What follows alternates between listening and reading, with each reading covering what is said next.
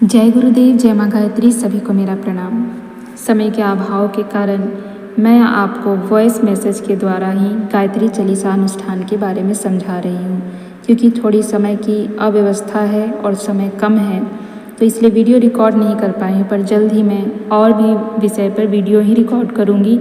पर यह भी आपको मैं गायत्री चालीसा का अनुष्ठान बता देती हूँ, जिससे कि आपकी नवरात्रि से पहले आपको ये वीडियो मिल जाए और आप अपनी नवरात्रि की तैयारी अभी से करने लग जाएं।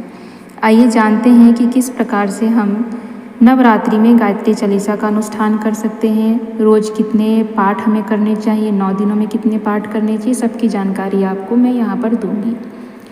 जो लोग अधिक कार्य व्यस्त हैं, जो अस्वस्थता या अन्य कारणों से नियमित साधना नहीं कर सकते, वे गायत्री चालीसा के 108 पाठों का अनुष्ठान कर सकते हैं। 9 दिन नित्य पाठ 12 पाठ करने से नवरात्रि में टोटल 108 पाठ पूरे हो सकते हैं। प्रायः 1.5 घंटे में 12 पाठ आसानी से हो जाते हैं। इसके लिए किसी प्रकार के नियम, प्रतिबंध, संयम, तप आदि की आवश्यकता नहीं होती है। अपनी सुविधा के किसी भी समय शुद्धतापूर्वक उत्तर को मुख करके बैठना चाहिए और 12 पाठ कर लेना चाहिए। अंतिम दिन 108 या 24 गायत्री चालीसा धार्मिक प्रकृति के व्यक्तियों को प्रसाद स्वरूप में बांट देना चाहिए।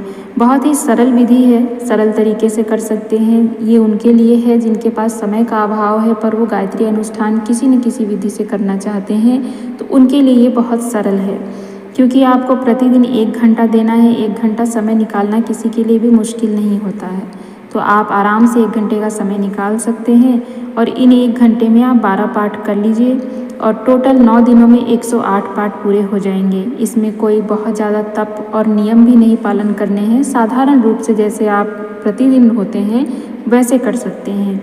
और अंतिम दिन में आप जितनी भी चालीसा चाहते हैं उतनी चालीसा आप लोगों में बांट दीजिए।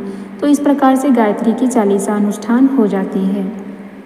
आइए जानते हैं कि क्या लाभ होता है गायत्री अनुष्ठान से। स्त्रियां, बच्चे, रोगी, वृद्ध, पुरुष तथा अव्यवस्थित दिनचर्या वाले कार्य व्यस्त लोग इस गायत्री चालीसा के अनुष्ठान को बड़ी आसानी से कर सकते हैं।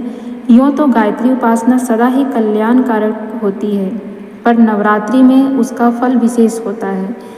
गायत्री को भूलोक की कामधेनु कहा गया है। यह आत्मा की समस्त क्षुधा पिपासाओं को शांत करती है।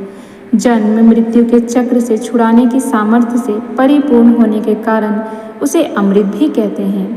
गायत्री का स्पर्श करने वाला व्यक्ति कुछ से कुछ हो जाता है, इसीलिए उसे पारसमणि भी कहते हैं। अभाव, कष्ट, विपत्ति, चिंता, शोक एवं निराशा की घड़ियों में गायत्री का आश्रय लेने से तुरंत शांति मिलती है। माता की कृपा प्राप्त होने से पर्वत के समान दिखने वाले संकट राई के समान हल्के हो जाते हैं और अंधकार में भी आशा की किरणें प्रकाशमान होती हैं। गायत्री को शक्तिमान, सर्वसिद्धि दायिनी, सर्वकष्ट निवारणी कहा गया है। इससे सरल, सुगम, हानि रहित, स्वल्प साध्य एवं शीघ्र फलदायिनी साधना और कोई नहीं है। इतना निश्चित है कि कभी किसी की गायत्री साधना निष्फल नहीं जाती। अभिष्ट अभिलाषा की पूर्ति में कोई कर्म फल विशेष बाधक हो तो भी किसी न किसी रूप में गायत्री साधना का सत्परिणाम साधक को मिलकर रहता है। उल्टा या हानिकारक परिणाम होने की तो गायत्री में कभी कोई संभावना ही नहीं है। यूँ तो गायत्री साधना सदा ही कल्याणकारक होती है, पर नवरात्रियों में तो यह उपासना विशेष रूप से श्रेयकर होती है।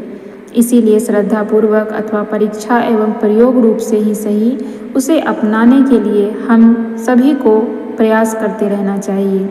गायत्री साधना के सत्य परिणामों पर हमारा अटूट विश्वास है। इसको जिस व्यक्ति ने भी किया है, यदि श्रद्धापूर्वक माता का आंचल उसने पकड़ा है, तो हमारी ही भांति अटूट विश्वास उसे भी प्राप्त होगा और उसे भी लाभ प्राप्त होगा। तो आप सभी गायत्री चालीसा का अनुष्ठान प्रेम पूर्वक कीजिए, बिना कोई मन में संकोच लिए कीजिए। मेरी आशा है कि आपको गायत्री चालीसा के अनुष्ठान की वीडियो से संतुष्टि मिली होगी। भले ही मैंने इसे वीडियो रूप में आपको नहीं बताया है, वॉइस से समझाया है, पर नियम आपको मैंने समझाने का प्रयास किया है।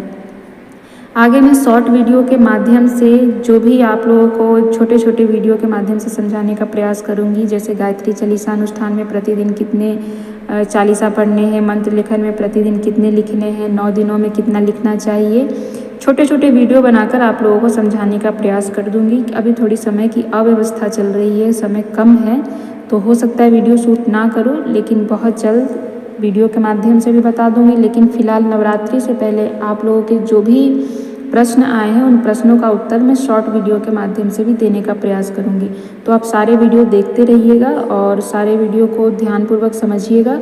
फिर भी कुछ नहीं समझ आता है आप कमेंट कीजिए, मेल कीजिए, आपको मैं नवरात्रि से पहले नवरात्रि के सारे प्रश्नों का उत्तर देने का पूरा प्रयास करूंगी, क्योंकि यह गुरुदेव का कार्य है। जय गुरुदेव। आप सभी की नवरात्रि मंगलमय हो।